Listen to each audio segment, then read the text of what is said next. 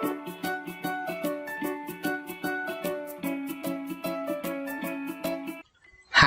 I am Kaviraj from scoringtarget.com. In today's session, we are going to learn spoken English with the short stories. ಆತ್ಮೀಯ ವಿದ್ಯಾರ್ಥಿಗಳೇ, ತಮ್ಮೆಲ್ಲರಿಗೂ ಇವತ್ತಿನ ತರಗತಿಗೆ ಸ್ವಾಗತ ಬಯಸ್ತಾ ಇವತ್ತಿನ ತರಗತಿಯಲ್ಲಿ ನಾವು ಕಥೆಗಳ ಮೂಲಕ ಇಂಗ್ಲಿಷ್ ಮಾತನಾಡೋದನ್ನ ಕಲಿಯೋಣ. ಈಗಾಗಲೇ ಹಿಂದಿನ ವಿಡಿಯೋಲಿ ನಾನು ಸ್ಪೋಕನ್ ಇಂಗ್ಲಿಷ್ ನ ಕಲಿಬೇಕಂದ್ರೆ LSRW 4 ಸ್ಕಿಲ್ ಬಗ್ಗೆ ಹೇಳಿದೆ. ಸೊ ಸಾಕಷ್ಟು ವಿದ್ಯಾರ್ಥಿಗಳು ಕಾಮೆಂಟ್ರಿ ಕೇಳಿದ್ರು, ಸರ್ ತುಂಬಾ ಚೆನ್ನಾಗಿ ವಿಡಿಯೋ ಮೂಡ್ ಬಂದಿದೆ, ಸೊ ಅದೇ ತರ ಸ್ಪೋಕನ್ ಇಂಗ್ಲಿಷ್ ಕ್ಲಾಸ್ ಗಳನ್ನ ಕಂಟಿನ್ಯೂ ಮಾಡಂತ. So they demanded in the comment box. As a result, today I started a series of stories telling, especially storytelling with summary and as well as word meaning and grammatical structure. ಇವತ್ತಿನ ಕ್ಲಾಸಲ್ಲಿ ನಾವು special ಆಗಿ ಕಲಿತಾ ಇರೋದು ಅಂದ್ರೆ ಒಂದು ಕಥೆಗಳ ಮೂಲಕ ನಾವು ಸ್ಪೋಕನ್ ಇಂಗ್ಲಿಷ್ ನ ಯಾವ ತರ ಕಲಿಬಹುದು ಅನ್ನೋದು. ಯಾಕಂದ್ರೆ ಕಥೆಗಳ ಮೂಲಕ ಇಂಗ್ಲಿಷ್ ಕಲಿಯೋದು ತುಂಬಾ ಸರಳ. ಕಥೆಗಳಂದ್ರೆ ಸಹಜವಾಗಿ ಎಲ್ಲರಿಗೂ ಇಷ್ಟ ಇರುತ್ತೆ. ಸೊ ಯಾವ್ದು ಇಷ್ಟ ಇರುತ್ತೆ ಆ ಮೂಲಕನೇ ನಾವು ನಮ್ಮ ಲ್ಯಾಂಗ್ವೇಜ್ ಅನ್ನ ಕಲಿತ್ರೆ ತುಂಬಾ ಈಸಿ ಆಗುತ್ತೆ. ಇನ್ನೊಂದು ಕಥೆಗಳನ್ನೇ ನಾನು ಯಾಕೆ ಆಯ್ಕೆ ಮಾಡ್ಕೊಂಡಿದ್ದೀನಿ ಅಂದ್ರೆ, ನಾವು ಗ್ರಾಮರ್ ಕಲಿಯೋದ್ರಿಂದ ಅಥವಾ ವೊಕ್ಯಾಬುಲರಿ ಕಲಿಯೋದ್ರಿಂದ ನಮಗೆ ಸ್ಪೋಕನ್ ಇಂಗ್ಲಿಷ್ ಇಂಪ್ರೂವ್ ಆಗೋದಿಲ್ಲ.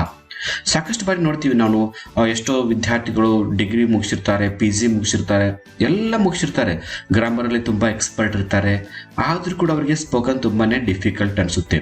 So what were the problems to speak in English? Especially their lack of confidence and lack of practice in speaking. That reason they feel very insulted, or they feel very guilty for not speaking correctly in English. That reason I choose a method of telling a story daily. So ನಿಮಗೆ ಪ್ರತಿದಿನ ಒಂದೊಂದು ಕಥೆಗಳನ್ನ ಹೇಳ್ತಾ ಹೋಗ್ತೀನಿ. ಆ ಕಥೆಗಳ ಒಂದು ಸಾರಾಂಶ, ಆ ಕಥೆಗಳಲ್ಲಿ ಬರ್ತಕ್ಕಂಥ ಡಿಫಿಕಲ್ಟ್ ವರ್ಡ್ ಮೀನಿಂಗ್, ಆ ಕಥೆಗಳಲ್ಲಿ ಬರ್ತಕ್ಕಂಥ ಗ್ರಾಮರ್ನ ಒಂದು ರೂಲ್ಸ್ಗಳು, ಜೊತೆಗೆ ಸೆಂಟೆನ್ಸ್ ಸ್ಟ್ರಕ್ಚರ್ ಅನ್ನ ಯಾವ ತರ ಮಾಡ್ತಾರೆ ಅನ್ನೋದು ಕಥೆಗಳ ಮೂಲಕ ಕಲಿಯೋಣ. ಸೊ ಬನ್ನಿ, ಇವತ್ತು ಒಂದು ಕಥೆಯನ್ನ ಹೇಳ್ತೀನಿ. ಅದ್ಭುತವಾದ ಕಥೆ. ಪ್ರಾರಂಭದಲ್ಲಿ ನಾನು ಜಸ್ಟ್ ಓದ್ತೀನಿ, ಆ ನಂತರ ಅದರ ಸಾರಾಂಶವನ್ನ ಹೇಳ್ತೀನಿ. ಓಕೆನಾ? ಸೊ ನೋಡೋಣ, ಇಲ್ಲಿ ಮೊದಲೇ ಒಂದು ನಮಗೆ ಕಥೆ ಬರ್ತಾ ಇದೆ. Birbal identifies thief. So Birbal ಒಬ್ಬ ಕಳ್ಳನನ್ನ ಹ್ಯಾಕ್ ಕಂಡು ಹಿಡಿತಾನೆ. ಯಾಕಂದ್ರೆ ಬೀರ್ಬಲ್ ನಿಮ್ಗೆ ಗೊತ್ತಿದೆ, ಅಕ್ಬರ್ ಬೀರ್ಬಲ್. ಈ ಬೀರ್ಬಲ್ ತುಂಬಾನೇ ಚಾಣಾಕ್ಷರವಾದ ಒಂದು ಮಂತ್ರಿಯಾಗಿದ್ದನು. ಆತನ ಹತ್ರ ಒಂದು ಒಳ್ಳೆ ಒಂದು ಟ್ಯಾಲೆಂಟ್ ಇತ್ತು. ಸೊ ಒಬ್ಬ ಕಳ್ಳನನ್ನ ಹಿಡಿಬೇಕಂದ್ರೆ ಆತ ಯಾವ ಟೆಕ್ನಿಕ್ ಅನ್ನ ಫಾಲೋ ಅಪ್ ಮಾಡಿದ್ನು ಅನ್ನೋದು ಈ ಒಂದು ಕಥೆಯಲ್ಲಿ ನಾವು ತಿಳ್ಕೊತೀವಿ. ಸೊ ನನ್ನ ಕಥೆಯನ್ನ ಒಂದು ಬಾರಿ ಓದ್ತೀನಿ. ಆ ಪ್ರೊನೌನ್ಸಿಯೇಷನ್ ಅನ್ನ ಕಾನ್ಸಂಟ್ರೇಟ್ ಮಾಡಿ, ನಾನು ಯಾವ ಪದವನ್ನ ಅಥವಾ ಯಾವ ಸೆಂಟೆನ್ಸ್ ಅನ್ನ ಯಾವ ತರ ನಾನು ಉಚ್ಚಾರ ಮಾಡ್ತಾ ಇದ್ದೀನಿ. Pronunciation is also very important in spoken English. Okay, listen and look at the story. Birbal identifies thief. Once that happened, a rich merchant's house was robbed. The merchant suspected that the thief was one of his servants. So he went to Birbal and mentioned the incident. Birbal went to his house and assembled all his servants and asked, "Who stole the merchant's things?" Everybody denied. Birbal thought for a moment. Then he gave the merchant a say in the same length of a stick and told them that the real thief of the stick would be 2 inches tomorrow. All the servants should be present here and tomorrow with their sticks. All the servants went to their homes, and the next day at the same place again, Birbal asked them to show him their sticks. One of the servants had his stick shorter by 2 inches. Birbal said, "This is your thief, merchant." Later, the merchant asked Birbal, "How did you catch him?" Birbal said, "The thief had already cut his stick short by 2 inches in the night, fearing that his stick will be longer by 2 inches by morning." So ಈ ಕಥೆ ತುಂಬಾ ಅದ್ಭುತವಾಗಿದೆ. ಕಥೆಯನ್ನ ನಾನು ಈಗ short ಆಗಿ explain ಮಾಡ್ತಾ ಇರ್ತೀನಿ. Once had happened, a rich merchant house was robbed. So ಒಂದ್ ದಿವಸ ಏನಾಗಿತ್ತಂದ್ರೆ, ಒಬ್ಬ ಶ್ರೀಮಂತ ವ್ಯಾಪಾರಿಯ ಮನೆ ದರೋಡೆ ಆಗಿರುತ್ತೆ, ಕಳ್ಳತನ ಆಗಿರುತ್ತೆ. The merchant suspected that the thief was one of his servants. So ಆ ವ್ಯಾಪಾರಿಗೆ ಯಾರ ಮೇಲೆ ಅನುಮಾನ ಬರ್ತಂದ್ರೆ, ತನ್ನ ಅಂಗಡಿಯಲ್ಲಿರ್ತಕ್ಕಂಥ, ತನ್ನ ಮನೆಯಲ್ಲಿರ್ತಕ್ಕಂಥ ಸೇವಕರ ಮೇಲೆ ಆತನಿಗೆ ಒಂದು ಅನುಮಾನ ಇರುತ್ತೆ. ಅವರೇ ಕದ್ದಿರಬಹುದೇನೋ ಅಂತಕ್ಕಂಥ ಅನುಮಾನ ಆ ಶ್ರೀಮಂತ ವ್ಯಾಪಾರಿಗೆ ಬರುತ್ತೆ. So he went to Birbal and mention the incident. So ಆ ಕಳ್ಳನನ್ನ ಕಂಡು ಹಿಡಿಬೇಕಂತ ಆ ವ್ಯಾಪಾರಿ ಏನ್ ಮಾಡ್ತಾನೆ, ಬೀರ್ಬಲ್ ಹತ್ರ ಹೋಗ್ತಾನೆ. ಸೊ ಬೀರ್ಬಲ್ ಹತ್ರ ಯಾಕೆ ಹೋಗ್ತಾನೆ ಅಂದ್ರೆ, ಬೀರ್ಬಲ್ ತುಂಬಾನೇ ಚಾಣಾಕ್ಷರವಾದ ಒಂದು ವ್ಯಕ್ತಿ ಇರ್ತಾನೆ. ಎಂತ ಕಳ್ಳತನವಾದ್ರೂ ಕೂಡ, ಯಾವುದೇ ಪ್ರಾಬ್ಲಮ್ ಅಂದ್ರೂ ಕೂಡ ಆತ ಈಸಿಯಾಗಿ ಆ ಪ್ರಾಬ್ಲಮ್ ಅನ್ನ ಸಾಲ್ವ್ ಮಾಡ್ತಾನೆ ಅಂತಕ್ಕಂಥ ಒಂದು ಕಾನ್ಫಿಡೆನ್ಸ್ ಇತ್ತು. ಹೀಗಾಗಿ ಬೀರ್ಬಲ್ಗೆ ಭೇಟಿಯಾಗಿ ಈ ಎಲ್ಲ ಆದ ಘಟನೆಯನ್ನ ಹೇಳ್ತಾನೆ. ತನ್ನ ಮನೆಯಲ್ಲಿ ಕಳ್ಳತನ ಆಗಿದ್ದು, ಸರ್ವಟೆ ಕದ್ದಿರ್ಬೋದು ಅಂತಕ್ಕಂಥ ಎಲ್ಲವನ್ನ ಬೀರ್ಬಲ್ ಮುಂದೆ ಹೇಳ್ತಾನೆ. Birbal went to his house and assembled all his servants and asked who stole the merchant's things. Everybody denied. So ಅದಕ್ಕೆ ಬೀರ್ಬಲ್ ಏನ್ ಮಾಡ್ತಾನೆ, ಆ ಶ್ರೀಮಂತ ವ್ಯಾಪಾರಿಯ ಮನೆಗೆ ಹೋಗ್ತಾನೆ. ಅಲ್ಲಿದ್ದಂತ ಎಲ್ಲಾ ಒಂದು ಸೇವಕರನ್ನ ಕರೆಸಿ ಒಂದು ಸಭೆಯನ್ನ ಮಾಡ್ತಾನೆ. ಸೊ ಸಭೆ ಮಾಡಿ ಅವರನ್ನೆಲ್ಲ ಉದ್ದೇಶಿಸಿ ಕೇಳ್ತಾನೆ, ಯಾರು ಕಳ್ತನ ಮಾಡಿದ್ರ ಒಪ್ಕೊಳ್ಳಿ ಅಂತ. But everybody denied. ಯಾರೊಬ್ರು ಕೂಡ ಯಾರು ಕಳ್ತನ ಮಾಡಿದ್ರು ಅಂತ ಒಪ್ಕೊಳ್ಳಿಲ್ಲ. ಸೊ ಅದಕ್ಕೆ ಬೀರ್ಬಲ್ ಏನ್ ಮಾಡ್ತಾನೆ, ಒಂದು ಟೆಕ್ನಿಕ್ ಅನ್ನ ಮಾಡ್ತಾನೆ. ಏನ್ ಮಾಡ್ಬೋದು? Birbal thought for a moment, then he gave the merchant a say in the same length of a stick and told them that the real thief of the stick would be 2 inches tomorrow. So ಇಷ್ಟೆಲ್ಲ ಮಾತಾಡಿದ ನಂತರ ಬೀರ್ಬಲ್ ಏನ್ ಮಾಡ್ತಾನೆ, ಆ ಶ್ರೀಮಂತ ವ್ಯಾಪಾರಿಯನ್ನು ಕರೆದು, ಇಲ್ಲಿ ಎಷ್ಟು ಜನ ಸೇವಕರಿದ್ದಾರೆ ಅವರಿಗೆಲ್ಲರಿಗೂ ಒಂದು ಸ್ಟಿಕ್ ಅನ್ನ ಕೊಡು. ಸ್ಟಿಕ್ ಅಂದ್ರೆ ಒಂದು ಬಡಿಗೆ ಅಥವಾ ಕಟ್ಟಿಗೆ ಅಂತ ಹೇಳ್ಬೋದು. ಆ ಕಟ್ಟಿಗೆಯನ್ನ ಎಲ್ಲರಿಗೂ ಒಂದೊಂದು ಕೊಡು. ಸೊ ಯಾರು ಕದ್ದಿರ್ತಾರೆ ಅಥವಾ ಯಾರು ಈ ಮನೆಯಲ್ಲಿ ಕಳ್ತನ ಮಾಡಿರ್ತಾರೋ ಅವರ ಒಂದು ಸ್ಟಿಕ್ ಏನಾಗುತ್ತೆ, ನಾಳೆ ಬೆಳಿಗ್ಗೆ ಆಗೋದ್ರೊಳಗಾಗಿ 2 ಇಂಚ್ ದೊಡ್ಡದಾಗುತ್ತೆ ಅಂತ ಬೀರ್ಬಲ್ ಹೇಳ್ತಾನೆ. ಸೊ ಅದಕ್ಕೆ ಶ್ರೀಮಂತ ಒಪ್ಕೊಂಡು ಎಲ್ಲರಿಗೂ ಒಂದು ಸ್ಟಿಕ್ ಅನ್ನ ತಂದು ಕೊಡ್ತಾನೆ. All the servants should be present here and tomorrow with there sticks. So ಆಗ ಬೀರ್ಬಲ್ ಹೇಳ್ತಾನೆ, ಈ ಕಟ್ಟಿಗೆಯನ್ನು ತೆಗೆದುಕೊಂಡು ಎಲ್ಲ ಸೇವಕರು ತಮ್ಮ ತಮ್ಮ ಮನೆಗೆ ಹೋಗಿ ನಾಳೆ ಬೆಳಿಗ್ಗೆ ಮತ್ತೆ ಇದೇ ಪ್ಲೇಸಿಗೆ ಬರಬೇಕು ಅಂತ ಹೇಳಿ ಅವರನ್ನೆಲ್ಲವನ್ನ ಕಳಿಸಿಬಿಡ್ತಾರೆ. ಸೊ ನೆಕ್ಸ್ಟ್ ಏನಾಗುತ್ತೆ, all the servants went to their homes and the next day at the same place again. So ಎಲ್ಲ ಸರ್ವೆಂಟ್ರು ತಮ್ಮ ಸ್ಟಿಕ್ ಅನ್ನು ತೆಗೆದುಕೊಂಡು ಮನೆಗೆ ಹೋಗ್ತಾರೆ. ಮರುದಿವಸ ಮತ್ತೆ ಅದೇ ತರ ಶ್ರೀಮಂತ ವ್ಯಾಪಾರಿಯ ಮನೆಯಲ್ಲಿ ಮತ್ತೆ ಎಲ್ಲರೂ ಬಂದು ಕೂಡ್ಕೋತಾರೆ. ಅಲ್ಲಿ ಒಂದು ಸಭೆಯನ್ನ ಸೇರ್ತಾರೆ. Birbal asked them to show him their sticks. So ಆಗ ಬೀರ್ಬಲ್ ಬಂದು ಹೇಳ್ತಾರೆ, ಎಲ್ಲ ಸರ್ವೆಂಟ್ ಅನ್ನ ಹೇಳ್ತಾನೆ, ನೋಡು ನಿನ್ನೆ ಎಲ್ಲರೂ ಯಾರ್ಯಾರು ಸ್ಟಿಕ್ ಅನ್ನ ತೆಗೆದುಕೊಂಡು ಹೋಗಿದ್ರ ಆ ಸ್ಟಿಕ್ ಅನ್ನ ನನಗೆ ತೋರಿಸಿ ಅಂತ ಹೇಳ್ತಾನೆ. One of the servants had his stick shorter by 2 inches. So ಅದ್ರ ಒಬ್ಬ ಸೇವಕ ಏನ್ ಮಾಡ್ತಾನೆ ಅಂದ್ರೆ, ತನ್ನ ಹತ್ರ ಇರ್ತಕ್ಕಂಥ ಬಡಿಗೆನ 2 ಇಂಚ್ ಕಟ್ ಮಾಡ್ಕೊಂಡು ಬಂದಿರ್ತಾನೆ. ಬೀರ್ಬಲ್ ಸೈಡ್, ಆ ಬಡಿಗೆನ ನೋಡಿ ಬೀರ್ಬಲ್ ಹೇಳ್ತಾನೆ, this is your thief Merchant. So ಅವಾಗ ಬೀರ್ಬಲ್ ಏನ್ ಮಾಡ್ತಾನೆ, ಆ ವ್ಯಾಪಾರಿಯನ್ನ ಕರೆದು, ಶ್ರೀಮಂತ ವ್ಯಾಪಾರಿಯನ್ನ ಕರೆದು ಹೇಳ್ತಾನೆ, ನೋಡು ಇಲ್ಲಿ ನಿಮ್ಮ ಮನೆಯಲ್ಲಿ ಕಳ್ತನ ಮಾಡಿದಂತ ವ್ಯಕ್ತಿ ಬೇರೆ ಯಾರು ಅಲ್ಲ, ಈ ಸೇವಕನೇ ಅಂತ ಆ ಸೇವಕನನ್ನ ಹಿಡಿದು ಮರ್ಚೆಂಟ್ಗೆ ಕೊಡ್ತಾರೆ. ಸೊ ಮರ್ಚೆಂಟ್ಗೆ ಸರ್ಪ್ರೈಸ್ ಆಯ್ತು, ಬೀರ್ಬಲ್ ಹೆಂಗ್ ಕಂಡಿಡ್ದ ಈ ಕಳ್ಳನನ್ನ ಅಂತ ಕೇಳ್ತಾನೆ. Later the merchant asked Birbal, how did you catch him? ಹೆಂಗ್ ನೀವು ಇವನೇ ಕಳ್ಳ ಅಂತ ಕಂಡಿಡಿದಿರಿ ಅಂತ ಶ್ರೀಮಂತ ವ್ಯಾಪಾರಿ ಬೀರ್ಬಲ್ಗೆ ಕೇಳ್ತಾನೆ. Birbal side, the thief had already cut his stick shorter by 2 inches in the night, fearing that his stick will be longer by 2 inches by morning. So ಅವಾಗ ಬೀರ್ಬಲ್ ಹೇಳ್ತಾನೆ, ನಾನು ನಿನ್ನೆ ಇವರಿಗೆ ಎಲ್ಲರಿಗೆ ಏನ್ ಹೇಳಿದೆ, ಬಡಿಗೆ ಯಾರ ಸ್ಟಿಕ್ ಅನ್ನ ಅಂದ್ರೆ ಯಾರ ಮನೆಯಲ್ಲಿ ಕಳ್ತನ ಮಾಡಿರ್ತಾರೋ ಅವ್ರ ಬಡಿಗೆ 2 ಇಂಚ್ ಶಾರ್ಟ್ ಆಗುತ್ತೆ ಅಂತ ನಾನು ಹೇಳಿದ್ದೆ. ಸೊ ಕಳ್ತನ ಮಾಡಿದಂತ ವ್ಯಕ್ತಿಗೆ ಏನು ಭಯ ಆಯ್ತು, ನಾನು ಎಲ್ಲಿ ಸಿಕ್ಕು ಹಾಕಿ ಬೀಳ್ತೀನಿ ಅಂತ ಭಯದಿಂದ ಈತನ ಅಡ್ವಾನ್ಸ್ ಆಗಿ ತನ್ನ ಕಟ್ಟಿಗೆಯನ್ನ 2 ಇಂಚ್ ಕಟ್ ಮಾಡಿರ್ತಾನೆ. ಯಾಕಂದ್ರೆ ನಾಳೆ ಬೆಳಗ್ಗೆ ಒಳಗಾದಾಗ ಅದು 2 ಇಂಚ್ ದೊಡ್ಡದಾಗ ಅದಾಗ ನಾನು ಸಿಕ್ಕೊಂಡ್ ಬೀಳ್ತೀನಿ. ಅದಕ್ಕಾಗಿ ಆ ಸ್ಟಿಕ್ ಏನ್ ಮಾಡ್ತಾನೆ ಅಂದ್ರೆ 2 ಇಂಚು ಕಟ್ ಮಾಡಿರ್ತಾನೆ. 2 ಇಂಚ್ ದೊಡ್ಡದಾಗುತ್ತೆ ಅಂತ ಬೀರ್ಬಲ್ ಹೇಳಿದ್ದ. ಸೊ ಅದಕ್ಕೆ ಆ ಒಬ್ಬ ಕಳ್ಳಗೆ ಏನ್ ಅನುಮಾನ ಇತ್ತಂದ್ರೆ, ನಾನೇ ಕಳ್ತನ ಮಾಡಿದೀನಿ, ನನ್ನ ಸ್ಟಿಕ್ 2 ಇಂಚ್ ದೊಡ್ಡದಾಗುತ್ತೆ, ಸೊ ನಾನು ಸಿಕ್ಕೊಂಡು ಬೀಳಬಾರ್ದು ಅನ್ನೋ ಉದ್ದೇಶದಿಂದ ಆ ಒಬ್ಬ ಸರ್ವೆಂಟ್ ಏನ್ ಮಾಡ್ತಾನೆ, ಅಡ್ವಾನ್ಸ್ ಆಗಿ ಸ್ಟಿಕ್ ಅನ್ನ 2 ಇಂಚ್ ಕಟ್ ಮಾಡ್ಕೊಂಡ್ ಬಂದಿರ್ತಾನೆ. ಸೊ ಬೀರ್ಬಲ್ ಎಲ್ಲ ಸ್ಟಿಕ್ ನೋಡ್ತಾನೆ, ಎಲ್ಲ ಸ್ಟಿಕ್ ಎಷ್ಟಿತ್ತು ಅಷ್ಟೇ ಇತ್ತು ಕೊಡೋ ಟೈಮಲ್ಲಿ. ಬಟ್ ಒಬ್ಬ ಸರ್ವೆಂಟ್ ನ ಕಟ್ಟಿಗೆ ಮಾತ್ರ 2 ಇಂಚ್ ಶಾರ್ಟ್ ಆಗಿತ್ತು. ಸೊ ಆತನೇ ಕಳ್ಳ ಅಂತ ನಾನು ಈ ಬರಿ ಕಂಡು ಹಿಡಿದಿನಿ ಅಂತ ಬೀರ್ಬಲ್ ಹೇಳ್ತಾನೆ. ಸೊ ಮರ್ಚೆಂಟ್ಗೆ ತುಂಬಾ ಸಂತೋಷ ಆಗುತ್ತೆ. ಸೊ ಕತೆ ತುಂಬಾ ಇಂಟ್ರೆಸ್ಟಿಂಗ್ ಆಗಿತ್ತಲ್ವಾ? ಈಗ ನಾವು ಕತೆ ಓದ್ಕೊಂಡ್ವಿ, ಕಥೆಯಲ್ಲಿ ಬರ್ತಕ್ಕಂಥ ಕನ್ನಡದ ಒಂದು ಕಥೆಯ ಸಾರಾಂಶವನ್ನ ಕಲ್ತ್ಕೊಂಡ್ವಿ. ಈಗ ನಾವು ಗ್ರಾಮರ್ ಸೆಕ್ಷನ್ಗೆ ಹೋಗ್ಬೇಕು. ಯಾಕಂದ್ರೆ in spoken English grammar is also a very important and sentence structure and dialogue and word meaning and other aspect of the grammar. That reason we are going to focus. ನಾವು English ನಲ್ಲಿ ಮಾತಾಡ್ಬೇಕಂದ್ರೆ ನಮಗೆ ಪದ ಸಂಪತ್ತು ಬೇಕು. ಅದನ್ನು ನಾವು English ನಲ್ಲಿ ಏನಂತ ಹೇಳ್ತೀವಿ, ವರ್ಡ್ ವೊಕ್ಯಾಬುಲರಿ ಪವರ್ ಅಂತ ಹೇಳ್ತೀವಿ. ಈ ವೊಕ್ಯಾಬುಲರಿ ಪವರ್ ಇಂಪ್ರೂವ್ಮೆಂಟ್ ಮಾಡ್ಕೋಬೇಕಂದ್ರೆ ಈ ಕಥೆಯಲ್ಲಿ ಬರ್ತಕ್ಕಂಥ ವರ್ಡ್ ಗಳ ಮೀನಿಂಗ್ ಅನ್ನ ನಾವೀಗ ಕಲ್ತ್ಕೊಳ್ಳೋಣ. ಒನ್ಸ್ ಅಂದ್ರೆ ಒಮ್ಮೆ. ಹ್ಯಾಪನ್ ಅಂದ್ರೆ ಏನೋ ಘಟನೆ ಸಂಭವಿಸಿತ್ತು. ರಿಚ್ ಮರ್ಚೆಂಟ್ ಅಂದ್ರೆ ಶ್ರೀಮಂತ ವ್ಯಾಪಾರಿ. ರಾಬ್ಡ್ ಅಂದ್ರೇನು, ದರೋಡೆ ಆಗೋದು, ಸುಲಿಗೆ ಆಗೋದು ಅಂತ ಅರ್ಥ. ಸಸ್ಪೆಕ್ಟೆಡ್ ಅಂದ್ರೇನು, ಅನುಮಾನ ಪಡೋದು, ಡೌಟ್ ಪಡೋದು. ದಟ್ ದ ಥೀಫ್ ಅಂದ್ರೆ ಕಳ್ಳ. Was one of his servants ಅಂದ್ರೆ ಸೇವಕರು. He went to Birbal mentioned ಅಂದ್ರೇನು, ಹೇಳೋದು. ದ ಇನ್ಸಿಡೆಂಟ್ ಅಂದ್ರೆ ಘಟನೆ.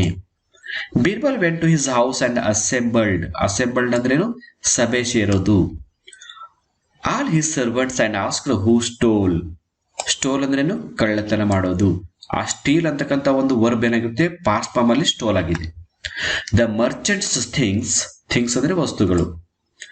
ಎವ್ರಿಬಡಿ ಅಂದ್ರೆ ಎಲ್ಲರೂ. ಡಿನೈಡ್ ಅಂದ್ರೇನು, ನಿರಾಕರಿಸೋದು, ನಾನು ಕಳ್ತನ ಮಾಡಿಲ್ಲ ಅಂತ ಒಪ್ಕೊಳ್ಳೋದಿಲ್ಲ, denied.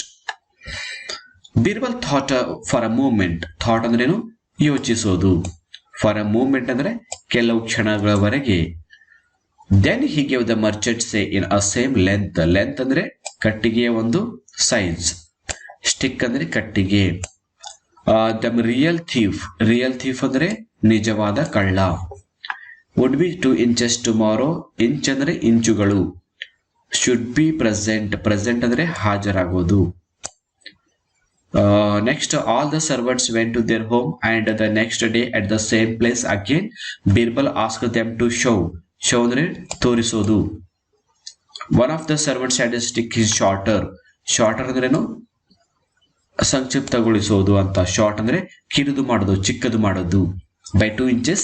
Birbal said, "This is your thief, merchant." Later ಅಂದ್ರೆ ಆನಂತರ. Asked Birbal, "How did you catch him?" Catch ಅಂದ್ರೇನು, ಹಿಡಿಯೋದು, ಕಂಡು ಹಿಡಿಯೋದು. Birbal said, "The thief had already cut his stick shorter by 2 inches in the night, fearing ಅಂದ್ರೇನು, ಹೆದರೋದು, ಭಯಪಡೋದು. That his stick will be longer by 2 inches by morning." Okay, ನಾವೀಗ ವೊಕ್ಯಾಬುಲರಿಯನ್ನ ನೋಡ್ಕೊಂಡಿವಿ. ಈಗ ಗ್ರಾಮರ್ನ ಒಂದು ಅಂಶಗಳನ್ನ ಈಗ ನಾವು ನೋಡೋಣ. ಗ್ರಾಮರ್ ಯಾಕಂದ್ರೆ ತುಂಬಾನೇ ಇಂಪಾರ್ಟೆಂಟ್ ಆಗಿದೆ. ಇದು ನಿಮ್ಮ ಕಾಂಪಿಟೇಟಿವ್ ಎಕ್ಸಾಮ್ ಕೂಡ ಹೆಲ್ಪ್ ಆಗುತ್ತೆ, ನಿಮ್ಮ ಪ್ಯಾಸೇಜ್ ರೀಡಿಂಗ್ ಕೂಡ ಹೆಲ್ಪ್ ಆಗುತ್ತೆ. ಹಿಡನ್ ಪ್ಯಾಸೇಜ್ ಸಂಬಂಧಪಟ್ಟಂತೆ ಕೂಡ ನಿಮಗೆ ಪ್ರಶ್ನೆಗಳನ್ನ ಕೇಳ್ತಾರೆ. ಈ ತರ ಒಂದು ಸ್ಟೋರಿ ಟೈಪ್ ಒಂದು ಪ್ಯಾಸೇಜ್ ಅನ್ನ ಕೊಟ್ಟು ಅದ್ರ ಕೆಳಗಡೆ 4-5 ಪ್ರಶ್ನೆಗಳನ್ನ ಕೊಡ್ತಾರೆ. ಸೊ ನಿಮ್ಗೆ ಅದು ಕಾಂಪಿಟೇಟಿವ್ ಎಕ್ಸಾಮ್ಗೆ ಹೆಲ್ಪ್ ಆಗುತ್ತೆ. ಜೊತೆಗೆ ಇದು ನಿಮಗೆ ಈ ಸ್ಟೋರಿ ರೈಟಿಂಗ್ ಸಂಬಂಧಪಟ್ಟಂತೆ ನಿಮಗೆ ಒಂದು 3 ಅಂಕದ ಪ್ರಶ್ನೆ ಕೂಡ ಕೇಳ್ತಾರೆ, ಶಾರ್ಟ್ ಆಗಿ fill in the blanks type ಅಲ್ಲಿ. ಸೊ ಅದಕ್ಕೆ ಕೂಡ ಹೆಲ್ಪ್ ಆಗುತ್ತೆ. ನೋಡೋಣ grammar. Once that happened, a rich Merchant. ಅನ್ನೋದು ಇಲ್ಲೊಂದು ಆರ್ಟಿಕಲ್ ಆಗಿ ಬಳಸ್ತಾರೆ. ಅಂದ್ರೆ ಒಬ್ಬ ವ್ಯಾಪಾರಿ, ಆತ ಯಾರು ಅಂತ ಗೊತ್ತಿಲ್ಲ, ಬಟ್ ಒಬ್ಬ ವ್ಯಾಪಾರಿ. ಇಲ್ಲಿ A is a article, indefinite article. Okay, house was robbed. The Merchant, ಈಗ ಇಲ್ಲಿ ಎ ಮರ್ಚೆಂಟ್ ಅಂತ ಯೂಸ್ ಮಾಡಿದ್ರು, ಇಲ್ಲಿ ನೆಕ್ಸ್ಟ್ ಸೆಂಟೆನ್ಸ್ ಅಲ್ಲಿ ದ ಮರ್ಚೆಂಟ್ ಅಂತ ಯೂಸ್ ಮಾಡಿದ್ದಾರೆ.